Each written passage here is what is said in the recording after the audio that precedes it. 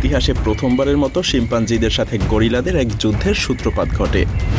2019 সালের ফেব্রুয়ারি মাস আফ্রিকার একটা ন্যাশনাল পার্কে প্রায় 27টা শিম্পাঞ্জিকে বেশ আক্রমণাত্মক ভঙ্গিতে দেখা যায়। এই 27টা শিম্পাঞ্জি মিলে 5টা গরিলাকে আক্রমণ করে। গরিলাদের গ্রুপে 3টা মহিলা গরিলা, একটা বাচ্চা এবং একটা বড় পুরুষ গরিলা ছিল। পুরুষ গরিলারা কিন্তু আকারে বেশ বড় হয়ে থাকে। উচ্চতায় এরা প্রায় 6 ফুট পর্যন্ত হতে পারে এবং ওজনে এরা প্রায় 500 কেজিরও বেশি। কিন্তু এমন পরিস্থিতিতে তার এই আকৃতি কোনো সাহায্যই করতে পারেনি। যদিও গরিলাটা সর্বোচ্চ চেষ্টা করেছিল তার পরিবারকে বাঁচাতে, এমনকি শিম্পাঞ্জিদের সাথে লড়াই করে 3টা শিম্পাঞ্জিকে সে আহতও করেছিল। কিন্তু শেষ পর্যন্ত গরিলাটা শিম্পাঞ্জিদের কাছে নৃশংসভাবে নিহত হয়। সাথে গরিলার ছোট বাচ্চাটাকেও শিম্পাঞ্জিদের দল মেরে ফেলে। প্রায় 52 মিনিট ধরে চলা এই যুদ্ধের পরে বাকি গরিলারা কোনো মতে পালিয়ে বাঁচে। একই বছরের ডিসেম্বরে শিম্পাঞ্জিরা আবারও গরিলাদের উপরে আক্রমণ করে আরেকটা বাচ্চাকে মেরে ফেলে। পুরো ঘটনাটা কয়েকজন রিসার্চার দূর থেকে রেকর্ড করতে থাকে। এমন লড়াইয়ের সময় গরিলা বা শিম্পাঞ্জিদের কাছাকাছি থাকাটা বেশ বিপজ্জনক, তাই তারা যত দূর থেকে সম্ভব পুরো ঘটনাটাকে ক্যামেরাবন্দি করে। এবারের লড়াইটাতে শিম্পাঞ্জিদের দল 7টা গরিলার বিপক্ষে দাঁড়ায়। আর এবারের লড়াইটা ছিল গতবারের চাইতেও আরো বেশি ভয়ঙ্কর। এটা চলেছিল 79 মিনিট ধরে। যদিও এটা স্পষ্ট না যে এই শিম্পাঞ্জিগুলোই কি প্রথমবার আক্রমণের সেই শিম্পাঞ্জির দলই ছিল কিনা। এর চেয়েও বড় প্রশ্ন হলো কেন শিম্পাঞ্জির দল হঠাৎ এমন ভয়াবহ আচরণ করছে। এভাবে গরিলাদের উপরে আক্রমণের কারণই বা কি? শিম্পাঞ্জি এবং গরিলা সাধারণত একই সাথে থাকে। এই দুই প্রজাতির প্রাণীদের আফ্রিকার জঙ্গলে সবচাইতে বেশি দেখা যায়। দুই পক্ষই যথাসম্ভব একে অন্যকে বেশ সাহায্যও করে।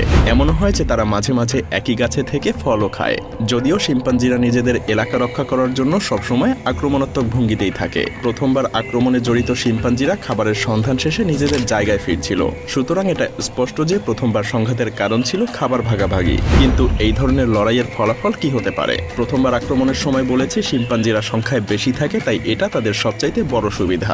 এছাড়াও তারা খাবার সন্ধান শেষে নিজেদের এলাকায় ফিরছিল, তাই এক প্রকার আক্রমণের জন্য তারা প্রস্তুতি ছিল। গরিলাদের উপরেই শিম্পাঞ্জিরা প্রথম আক্রমণ করে। আর যেহেতু আগে কোনো শিম্পাঞ্জিরা গরিলার উপরে আক্রমণই করেনি, তাই এমন ঘটনায় গরিলার দলও বেশ চমকে যায়। কিন্তু যদি সত্যিকারেরই কোনো যুদ্ধ বেঁধে যায় তাহলে শিম্পাঞ্জি গরিলার সাথে পেরে উঠবে না, কারণ শিম্পাঞ্জি সাধারণত 35 থেকে 65 ইঞ্চি লম্বা হয়ে থাকে। আর একটা পুরুষ শিম্পাঞ্জির ওজন প্রায় 70 কেজির মতো। তবে এটা ঠিক যে গরিলার তুলনায় শিম্পাঞ্জি অনেক বেশি আক্রমণাত্মক এবং প্রায়ই লড়াইতে লিপ্ত থাকে। শিম্পাঞ্জিদের মধ্যে ভয়াবহ সব লড়াইয়ের ঘটনাও হরহামেশাই দেখা যায়। এতেই বোঝা যায় তারা সবসময় একে অন্যকে মারার চিন্তায় থাকে। আর বেশিরভাগ ক্ষেত্রেই লড়াইগুলো শিম্পাঞ্জিদের নিজেদের মধ্যেই হয়। আর এবারই প্রথম শিম্পাঞ্জিরা গরিলাদের উপরে আক্রমণ করে বসে। এমনকি মানুষের উপরেও শিম্পাঞ্জিদের দল কখনো কখনো আক্রমণ করে আঙ্গুল ছিঁড়ে নিয়েছে অথবা মুখের একাংশ ছিঁড়ে ফেলারও রেকর্ড রয়েছে। জন্মগতভাবেই শিম্পাঞ্জিরা এমন আক্রমণাত্মক এবং খুনি স্বভাবের। আর এ কারণেই মাঝে মাঝে শিম্পাঞ্জিদের দুই গ্রুপের মধ্যেও যুদ্ধ লেগে যায়। আর এমন যুদ্ধে ডজন ডজন শিম্পাঞ্জি মারাও পড়ে। এমনকি যেসব রিসার্চাররা শিম্পাঞ্জিদের এমন যুদ্ধ নিয়ে গবেষণা করেছে তারা শিম্পাঞ্জিদের এমন আক্রমণাত্মক এবং খুনি স্বভাব দেখে এক প্রকার ট্রমাটাইজড হয়ে গিয়েছিল। গবেষকেরা তাদের গবেষণায় যা খুঁজে পেয়েছিল তা ছিল খুবই নিষ্ঠুর এবং ভয়াবহ।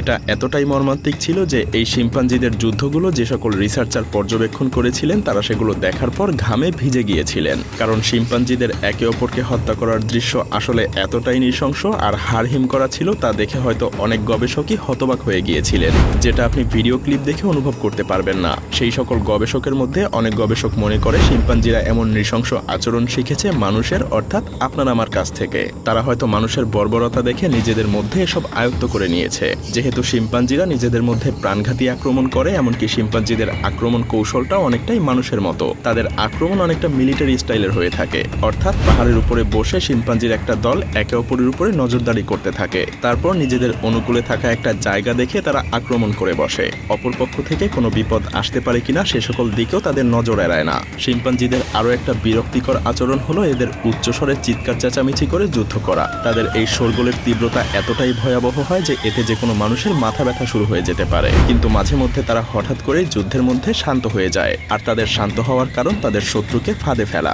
যতটা সম্ভব শান্ত থেকে তারা শত্রুদের প্রতিটা পদক্ষেপ নজরে রাখতে থাকে আক্রমণ করার জন্য। তারা কিন্তু এই সবকিছু মাথায় রেখেই আক্রমণ করে। ঠিক যে সময়টাতে শত্রুর সংখ্যা তাদের থেকে কম হয় তখনই তারা ঝাঁপিয়ে পড়ে, আর যদি শত্রুর সংখ্যা বেশি হয় তাহলে তারা এমন ভাব করে যেন সেখানে কিছুই হয়নি। শিম্পাঞ্জিরা এর চেয়ে আরো অনেক ক্ষুরোধার বুদ্ধির সাথে আক্রমণ করে, যেমন তারা মানুষ বা অন্যান্য প্রাণীদের আক্রমণ করার জন্য বিভিন্ন ধরনের সরঞ্জামও তৈরি করে। তারা গাছের ডাল ভেঙে সেগুলোকে তাদের দাঁত দিয়ে ধারালো করে, এরপর সেগুলো দিয়ে তারা ধারালো বর্ষা তৈরি করে। তারা বিভিন্ন ঝোপের মধ্যে ঘুমিয়ে থাকা ছোট ছোট বাচ্চা এবং প্রাণীদেরকে সেই সকল বর্ষা দিয়ে শিকারও করে। এমনকি এই অস্ত্র গরিলাদের সাথে যুদ্ধে শিম্পাঞ্জিদেরকে এক আলাদা ধরনের সুবিধাও দেয়। তবে গরিলারাও কিন্তু এতটা দুর্বল প্রাণী না। পৃথিবীর সবচাইতে বড় বড় প্রাণীদের মধ্যে গরিলা এখন অন্যতম। তাদেরকে তো ছোটখাটো দৈত্যও বলা যায়। স্বাভাবিকভাবেই আকারে যত বড় তার শক্তিও তত বেশি। তবে গরিলারা শিম্পাঞ্জিদের চেয়ে অনেক কম আক্রমণাত্মক এবং শান্ত স্বভাবের হয়ে থাকে। তাদেরকে আক্রমণ না করা হলে তারা বেশ শান্তিপূর্ণভাবেই থাকতে পছন্দ করে। গরিলার নিজেদের দুই গ্রুপের মধ্যে লড়াই খুব একটা দেখা যায় না। গরিলাদের নিজেদের মধ্যে যতটুকু লড়াই হয় তাও দুটো পুরুষ গরিলার মধ্যে, এবং সেটাও কিনা নারী ঘটিত বিষয় নিয়ে। তো যাই হোক, আমরা অনেকেই হয়তোবা গরিলাদের বুক চাপড়াতে দেখেছি। সত্যি বলতে এরা আসলে কোনো লড়াই করার জন্য এমনটা করে না, বরং লড়াই থেকে যতটুকু সম্ভব এড়ানোর জন্য এরা এই পদ্ধতি ফলো করে। এখন প্রশ্ন হলো, গরিলা এবং শিম্পাঞ্জিদের মধ্যে আসলে লড়াইটা কে জিতবে? এক কথায় বলতে গেলে যদি একটা গরিলা এবং একটা শিম্পাঞ্জির মধ্যে লড়াই হয় তাহলে নিশ্চিতভাবেই গরিলা জিতবে, কারণ গরিলা শিম্পাঞ্জির চেয়ে শক্তিতে এবং আকারে এগিয়ে আছে। তবে শিম্পাঞ্জিরা সাধারণত দল বেঁধে থাকে, আর একদল শিম্পাঞ্জি খুব সহজেই 5 থেকে 7টা গরিলাকে মেরে ফেলতে পারে। আর শিম্পাঞ্জিরা যেহেতু গরিলাদের চেয়ে বেশি আক্রমণাত্মক এবং ক্ষুরোধার বুদ্ধিসম্পন্ন হয়, তাই স্বাভাবিকভাবেই তাদের দল ভারী না হলে তারা কোনোভাবেই গরিলার উপরে আক্রমণ করে না। তারা তখনই যুদ্ধ লাগিয়ে দেয় যখনই তারা নিশ্চিত হয় যে এই যুদ্ধে তারা নিশ্চিতভাবে জিততে পারবে, অন্যথায় তারা পরাজয়ের রেকর্ড করতে চায় না।